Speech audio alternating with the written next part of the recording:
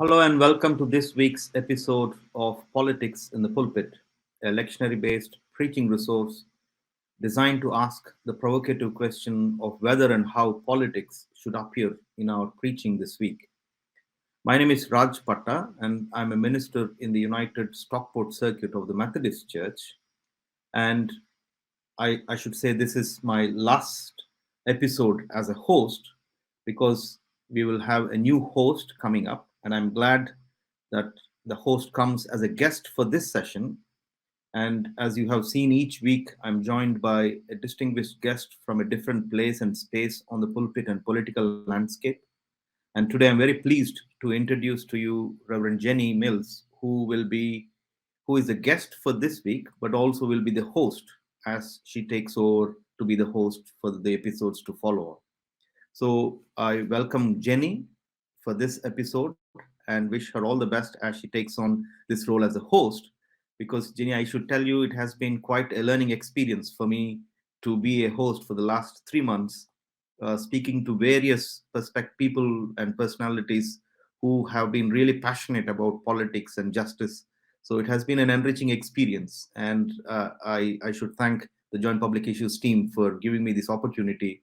So, and I'm sure as it goes on to you to be the host, it will be an enriching experience for you as you will engage in a conversation with several personalities and people who have been really working hard in trying to make a difference in their own localities through their own work. So I'm glad this morning I have Jenny as my guest.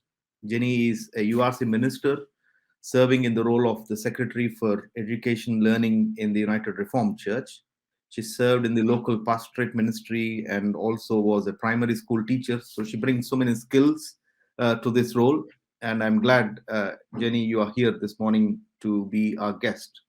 So maybe it will be good for our audience, our listeners, to know a little more about you, Jenny. So can you tell us who you are and what are your gifts that you bring to this role as you will be the host for this Politics in the Pulpit lectionary resources? Raj, thank you very much for the welcome, and it is really good to be here. And I feel the learning side of things is something that I'm completely steeped in. So I really look forward to the learning side of it. And I've been listening back to your sessions to take note and to learn going forward. So thank you for the welcome this morning. If I do cough a little bit, I'm on the tail end of COVID. Still testing positive, sadly, but definitely better than I was. As you say, I'm currently the Secretary for Education and Learning for the United Reformed Church, and I've been ordained as a minister for 13 and a half years. Prior to that, I was a primary school teacher.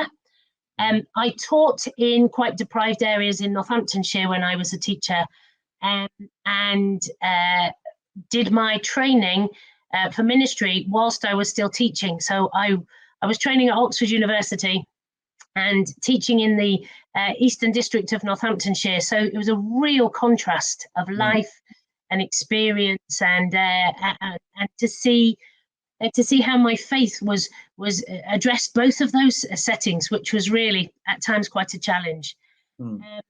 I'm somebody who kind of struggled with the whole call to ministry thing.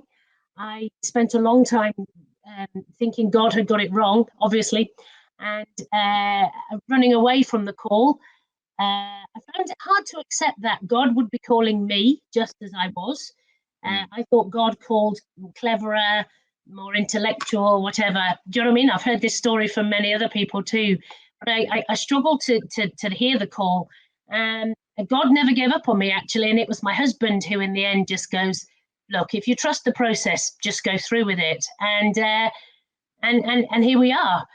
So I was in pastorate in Newport Pagnell and in Wolverton near Milton Keynes, and I served with an alternative education provider through Milton Keynes Christian Foundation as well.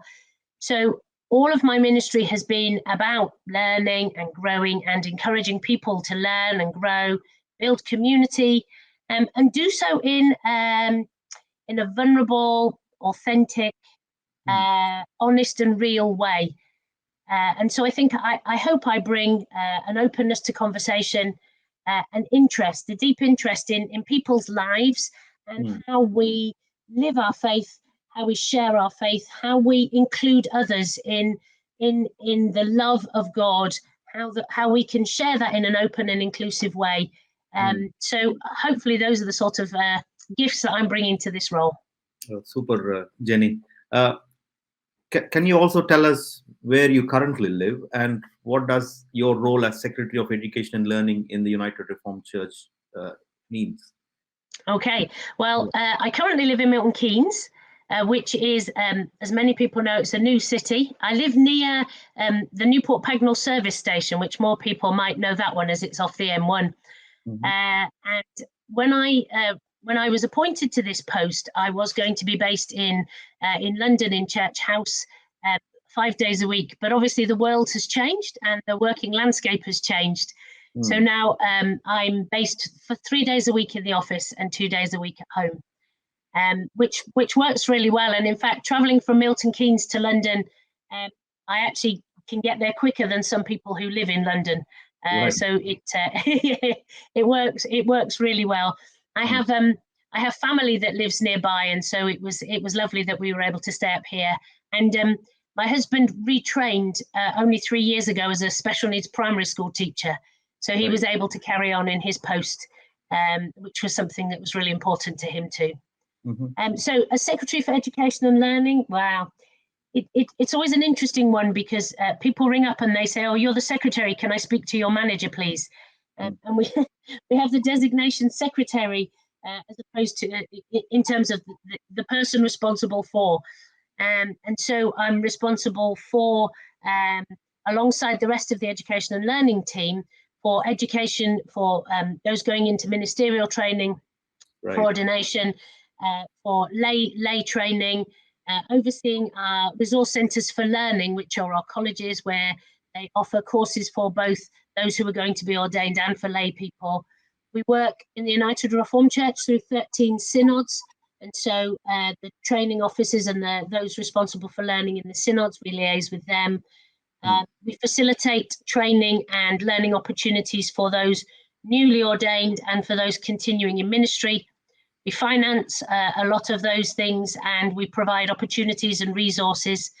We have a particularly exciting program called Stepwise. It's a discipleship development program that has been developed over a number of years and has been so adaptive during COVID that most of our people studying Stepwise now do so online.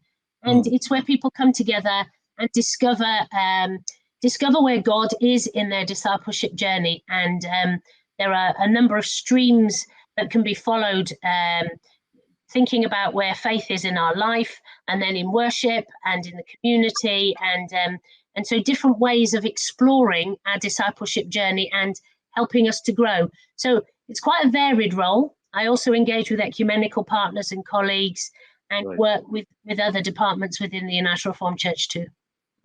Oh, I mean, your plate is full, and I can imagine how creative and imaginative your role is, and the scope in terms of reaching out to people for education and learning. So I'm sure. But thank you very much for agreeing to be a guest, but also will be a host, because with all your gifts and with the scope of working, I'm sure you will carry on this mantle of being a host and engaging people and trying to see what is the politics that we need to speak out from our pulpit.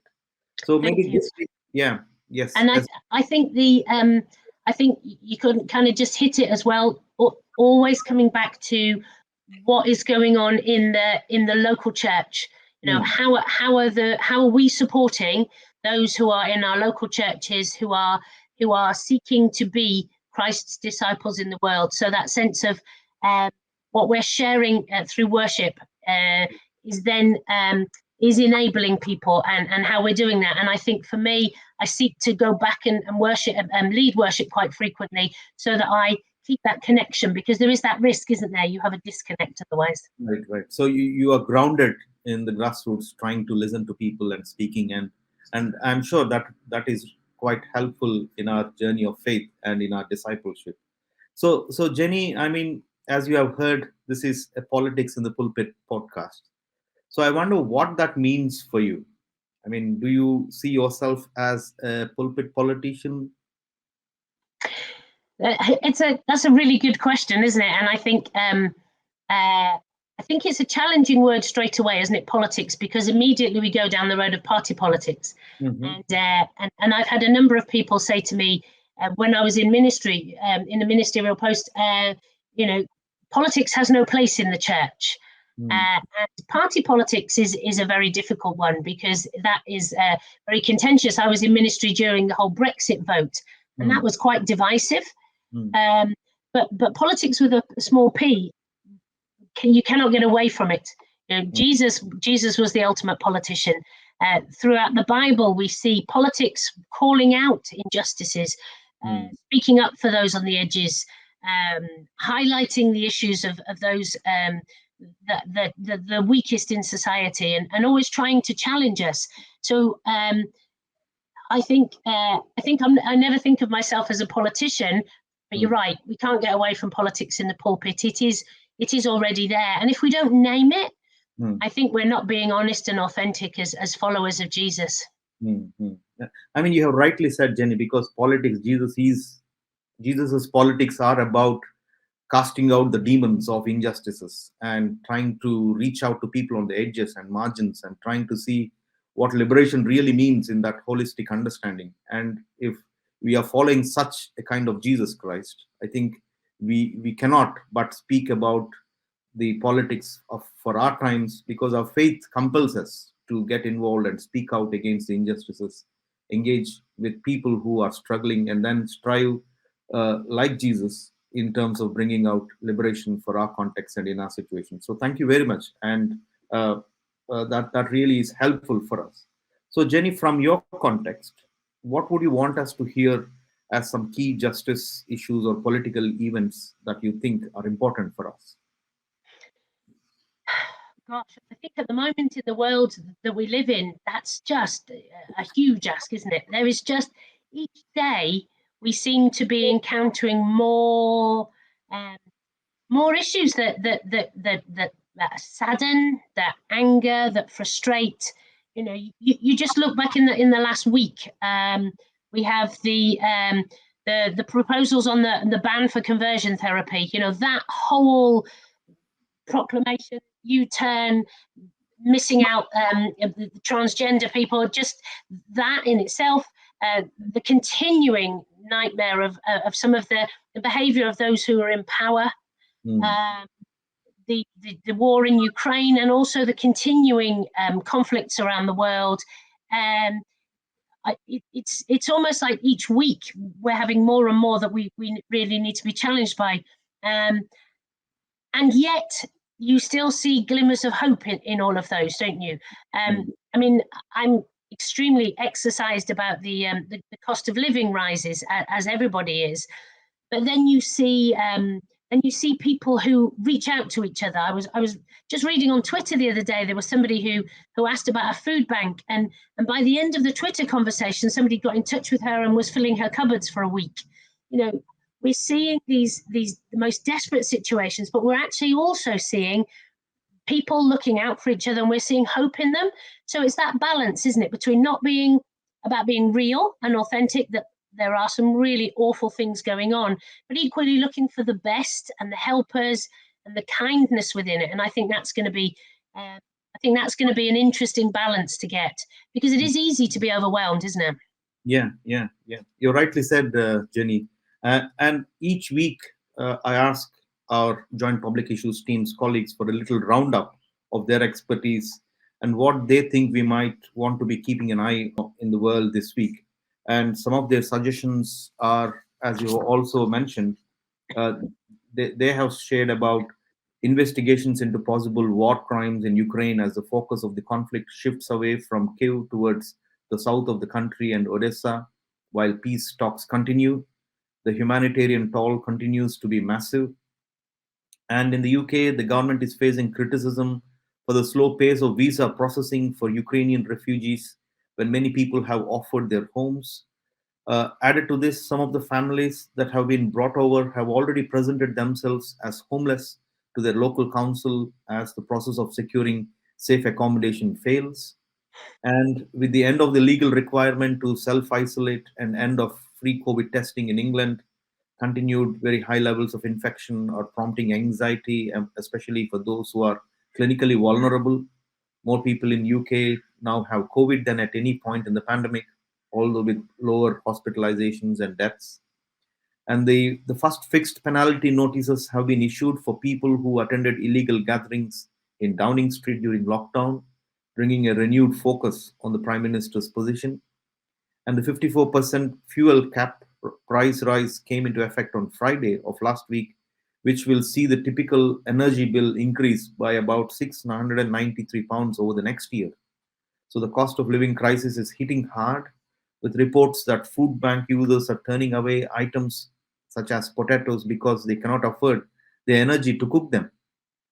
And on the other hand, Viktor Orban has won a fourth term as the Prime Minister of Hungary. And within the church lectionary, coming up Sunday is Palm Sunday, leading up to the Holy Week and the Easter weekend. So there is so much happening all around in terms of the community, the society, and the church in which we are placed now. So, Jenny, with our metaphorical explanation of now we have opened the newspapers on one hand. Now, if we open our Bibles, I wonder what would be a particular theme that you would want to bring in, particularly for this Palm Sunday, as our listeners and people who are listening will engage from their pulpits. Okay, thank you for that. There's just so much going on, isn't there? That it's quite a challenge, isn't it? Well, if we begin with the Psalm 118, we have the first two verses and then 19 to 29. Yes. I mean, this is a great one in terms of reminds us, and I think it's that reminding us right at the beginning that God's steadfast love endures forever. Whatever's going on in the world, we know that God's love is there. And when I was a very small child, I was brought up in the Mother Church of Nonconformity in Wales, and remember very much singing "This is the day that the Lord has made," and we sang it to a modern tune. And I can remember it being quite contentious, really. But we've got "This is the day that the Lord has made. Let us rejoice and be glad in it." So for those of us that are able to do that, I think we start from that point. But we also accept that not everybody's able to start at that point. And so for me, there's this idea of we have to be very careful about how we preach the good news so that we don't do so in a simplistic or banal way. There's something about being authentic within it. So this is the day that the Lord has made. We shall rejoice and be glad in it. But actually accepting that for others, that is not where they come from. And being bringers as well as speakers of that love. And this idea that we are not just peace talkers, we are peacemakers. Right. So I think for me, there's that reassurance, but understanding we're not all coming from the same place. And I think sometimes in faith we can expect everybody to be okay, or we try and preach that, don't worry, God's got this. Well, sometimes that's not how it feels, and maybe we need to make that acknowledgement. Mm-hmm. Yeah, you're right, Jenny, because most times we are carried away by the triumphalism, and we think everyone is normal. But as you say, there are vulnerable people, there are struggles, and how do we really locate what does rejoicing in God for people, and what does this steadfast love for people who are struggling means? And I think you have rightly said we are very good at talking peace, but the challenge is, how are we making peace? How are we becoming the channels of seeing that peace and justice is ensured for the localities and communities in which we live? And I mean, if you see in Psalm 118, as further from 19 to 29 verses, the psalmist was saying about the opening of the gates of righteousness, where the king come. I mean, you may enter it through with thanksgiving. And then we relate it with this Palm Sunday episode of Jesus's entry into Jerusalem. So how do you see the psalmist's understanding of entry into a temple, and then Jesus's triumphal entry, and what does entry into a temple today means for us. Mm. I mean, I think for me, I picked up this idea that, that everybody was welcome. The temple was there for all, so that even the rejected, even the rejected shall triumph. So this sense of hope and possibility, even in the tough times, so that whatever goes on in the world, God is there for us to turn to. God will be with us, that we can turn to Christ, knowing that the suffering and the struggles that we have been experienced, and God will be with us in that. And I think for me, these are just two perfect texts to go together, because the echoes are so great, aren't they? The language that we have in Psalm 118 is taken over into the Luke 19 reading, and there was this hope for this.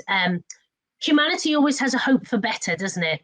We always think there is a better time to come, and so this open the gates so that all may come in. That's the will. We will that all in the world will have peace, and that all will have enough food, and that all will have security. So it's that sense of that's the ideal. And what we have in the Old Testament text is then echoed in the New Testament text, whilst remembering that it wasn't a prediction, but it was a prophecy. So this is the ideal. This is where we want you to be. And then people started to see that in Jesus.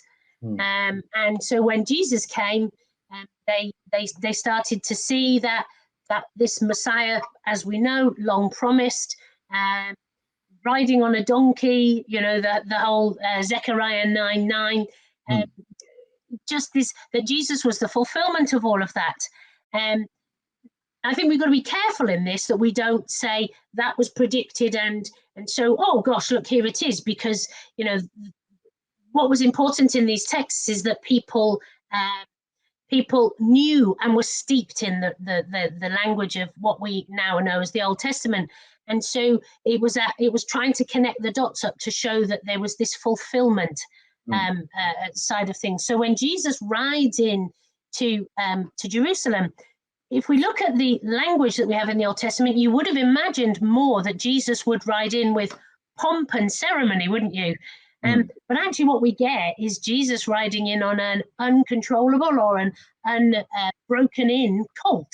And that doesn't speak of maybe the Messiah as people would have expected. So that, it wasn't that triumphalist. It wasn't about power and might. And for me, it was a massive statement. Jesus' statement was, coming in on a donkey. When we can remember that, and other parts of Jerusalem at the same time, there would have been parades of soldiers and horses and pomp and ceremony. And I think this whole juxtaposition is just so powerful. I mean, it's a very right chord, and I can relate so much, as you say, Jenny, because one Palm Sundays we have eulogized and triumphalized, making it to be happy clappy of singing hosannas. But on the other hand, when Jesus entered into Jerusalem, it was kind of a protest march against the so-called horses and empire and power. And you can imagine the kind of courage that Jesus had to take on, I mean, when he took on this travel. So I think our listeners will notice that Palm Sunday is not just a happy clappy thingy, but it is about an alternate kingship, an alternate, and also a protest against the empire of his times, and therefore he chose to come on a donkey. And I think there's two things in here, particularly in the Luke reading, the Luke version of this that we've got today, is in verse 37, it says the whole crowd of disciples. Now that's very interesting, isn't it? That it names the disciples, and the previous just a few verses before, the message is about the disciples being willing to risk all. So you're right, the protest side of things, they were very brave in doing this. They were doing something that could have got them all into trouble. I think in terms of the relevance of this, I really want to point out something that didn't occur to me until I went to Israel and the occupied Palestinian territory in 2019.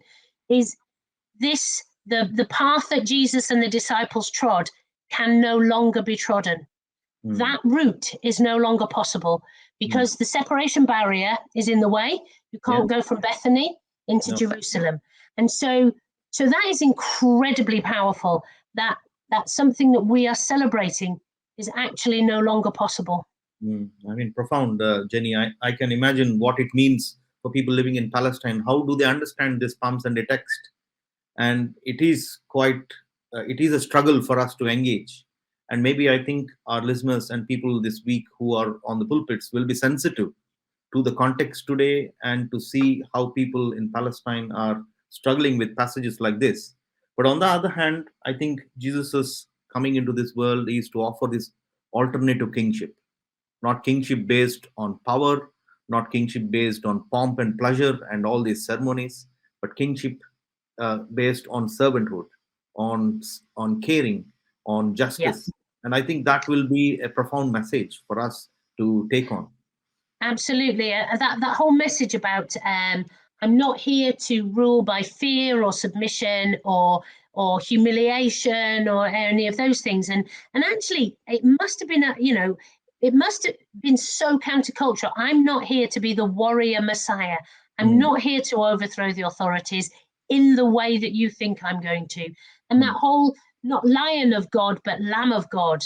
And this complete, there must have been some sense of desolation from the people, because it's like, somebody's coming and they're going to overthrow it and it's going to be immediate and it's all going to change. And actually what happens is a completely different, much more subversive, based in love, powerful message. And I think that is huge. And the people, whilst adjusting to that, it must have felt being given a voice as somebody who was on the edges, being given a voice as somebody who'd been sidelined by society. It was those people that probably got the message quicker than maybe even some of the disciples.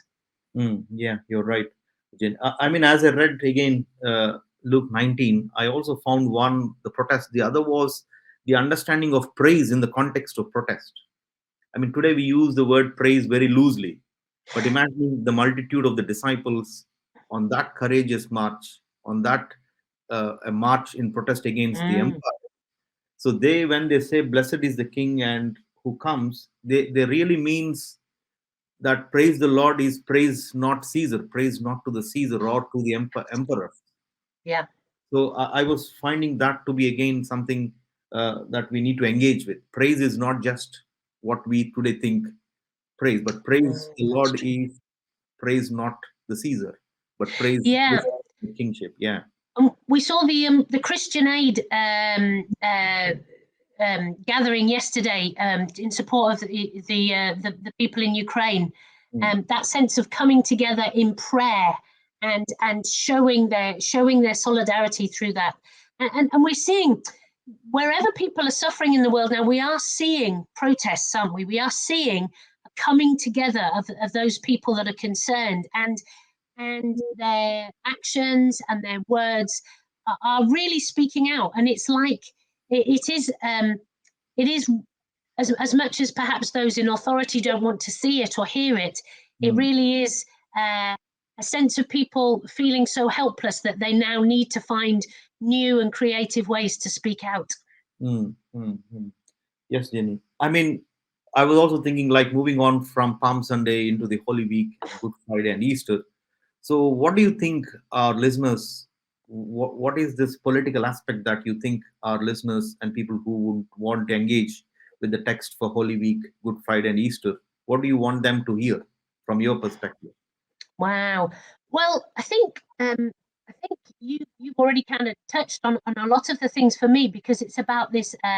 It's about the understanding of how powerful empire was within the whole story, the whole sense of inequality, and about how non-violent resistance is as powerful as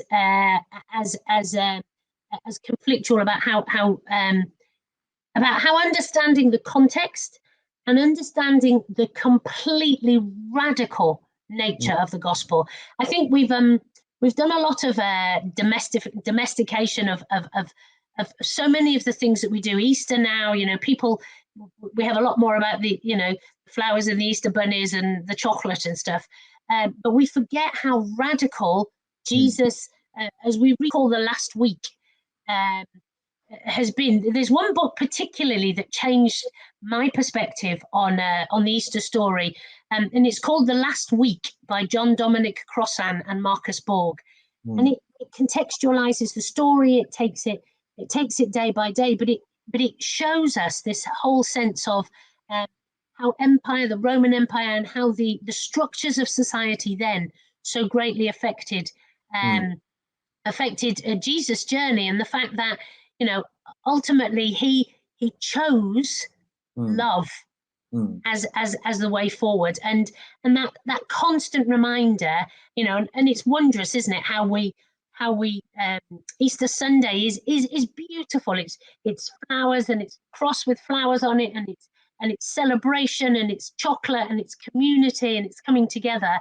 But there is a risk that we go from Palm Sunday, where we're praising, to Easter Sunday, where we're praising, and we miss out the absolutely vital parts in the middle. So I think what I would do is I started to think about how I'm going to preach on Easter Sunday, and I wonder about starting the Easter Sunday service with a couple of readings from Good Friday, just very short sentences from Good Friday, and the waiting of Easter Saturday, before notices or welcome or anything. So we're contextualizing this radical event and this radical message of love that Jesus gives us. Yeah, really powerful, Jenny. I really wish I will start with, now that you've given me this idea, just to start with Good Friday story, and then the waiting. Yeah, because a lot of people don't do that journey because of life and family and understanding and stuff, and so they miss that. We have to acknowledge the Good Friday-ness of our world, and whilst we are people of the resurrection, we are Easter people, we still have Good Friday and the waiting of Easter Saturday in our lives, and again, we can't sanitize our faith. We have to live in those gritty moments as much as we do in the celebration. Yeah, you're right. That is making me to further think, so what is goodness in this Good Friday you think that our people should take on? Wow, that's having been stuck at home with COVID for a while. I think just reaching out to each other is one of the kindest, best things. Nothing fancy, and we often think, what have I got to give? I have to tell you, a text message is as powerful as turning up at my house with some flowers, were equally lovely. But this sense of doing something for the other, that just shows you care. You think of those that sat at the foot of the cross. What would have mattered? A hug, a sense of solidarity, coming alongside. And I think that for me would be what we could do, and that can be that could be posting a prayer on a prayer board in a place that you don't know. You know what I mean? So it's trying to think of people we know, but people we don't know. So a prayer for Ukraine, a prayer for Syria, Eritrea. Those things are just as powerful. It's not always about the great extravagance, but this coming alongside and showing that sense of love, I think for me would be the goodness. Yeah, that is really powerful, because Jesus, what he did on the cross was that giving his life for the sake of God's people and the creation. And if God could do so much in giving away, even unto the point of death, I think as followers of such a Jesus, how much are we called to give away, to share? And love is the way forward for us. The goodness of Good Friday for me is that essence of love, even till the point of death. Jesus never gave up that loving other, forgiving the other, and reaching out to the other. And I think that is a profound message for all of us to carry on. And then, so what again is the politics of Easter, you think, for our listeners? Mm. I think I think in a very simplistic way that this too shall pass. Mm, We struggle will end. When I was in Palestine and we met some Palestinian Christians, they found hope in the stories of Northern Ireland and in South Africa, mm, because those situations ended, and mm, they were still able to find hope mm, that one day the situation that they're in will find a solution. mm. So for me, Easter Sunday is hope. Yeah, Uh, yeah. this too shall pass. Mm, All shall be well. mm, And when you're in it, it's often unbearable and difficult. Um, but nothing stays the same forever. no. And um, and again, it's that call to love. Mm, Go out and share. If you have some good stuff in your life, go out and share it. you mm, know if you don't have, then seek um seek to find others who can walk alongside you. And I think mm, we've got to be a bit more vulnerable. We've got mm, to be a bit more honest about how we feel, how we are, what we think. Because when we're open and vulnerable, we give permission to others to do that. So I think this sense of hope and mm, possibility and freedom and coming again, just this massive come together, mm. celebrate together, share together, sit together in the sadness. Yeah, I mean, really, really powerful. Thanks, Jenny, because on an Easter Sunday, the call for us is to share stories of hope, because Easter is all about granting that hope, that newness in life, and trying to say we need to recharge with this strength of hope and love. And I mean, it will be a great thing if all our churches can share stories of hope from their own local Mm, locality, from within their own yeah, communities, to see that resurrection is a reality, not just resurrection has been a past thingy, yeah. but in a way you're challenging us to make resurrection to be an ongoing thingy where we can share stories of hope. And as followers, how can we carry this story of hope, freedom, possibility where things are really difficult? So thank you very much, Jenny, for your profound thoughts, and for your sharing, for your wisdom, and for all that you have shared this morning. I'm sure our listeners would take note of what you have said, and I'm sure it will stimulate them to further reflect and further think, and will help them as they stand on their pulpits to engage with this political theology and understanding of faith and following Jesus Christ. So thank you once again for being with us, and on behalf of all our listeners, I wish all the best as you now become the host Thank from the you. episode. And may God's goodness and God's strength and God's justice be with you so that you can steer this forward and help us in our thinking and in our reflections as we move on. And also with you, Raj. Thank you so much. And thank you for all you've done. No, thanks a lot, Jenny. So, to the rest of all our listeners this week, as I've already said, my last episode as a host, but as I've also said, this has been quite a learning experience, a very enriching experience, because I was challenged, I was provoked. It helped me further stimulate, and the way the Joint Public Issues team every week grounds me into the context, local, global, and national, and trying to see how to translate the faith in Jesus Christ relevant for our times. So I should tell you, the last 12 weeks has been quite a stimulating one, a provoking one, challenging one, and quite a learning and humbling experience. So I thank all our colleagues at the Joint Public Issues team, and to all our listeners who have coped with me in my hosting and receiving people in this journey. So if you have enjoyed particularly this episode of Politics in the Pulpit, please leave us a review wherever you listen to your podcast, and share this episode with your friends. And we know that our audience are passionate and knowledgeable people who are engaging with different questions as they hear this podcast. So if you want to ask questions ahead of the episode, please do that. Or if you want to further add on the conversations, please do that. And the best place for the to join in the conversations are on Twitter at pulpit_politics, or using the hashtag politics in the pulpit, or on our Facebook community, which you can access through the Joint Public Issues team's Facebook page and their website, jointpublicissues.org.uk. Each week, I ask people and leave a question with them. But this week, my question for Palm Sunday to our listeners: in what ways are we making way for the arrival of the servant king, the alternate kingship of Jesus Christ in our communities today? Allow me to repeat my question for this week for us to think and reflect. In what ways are we making way for the arrival of the servant king, the alternate kingship of Jesus Christ into our communities today? So please feel free to share in your thoughts on our Twitter or Facebook.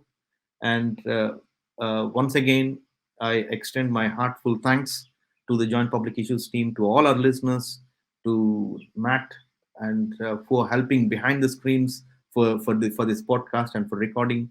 So my final thingy to say, we have the Joint Public Issues team's 2022 conference, and I'm looking forward to meeting some of you and most of you at that conference in June in London. So the tickets are available. Please do book if you haven't done, and we will all look forward to meeting in person at that point, hoping things will all be good. So let us go into our politics and into our pulpits with a prayer at this point. So let us pray.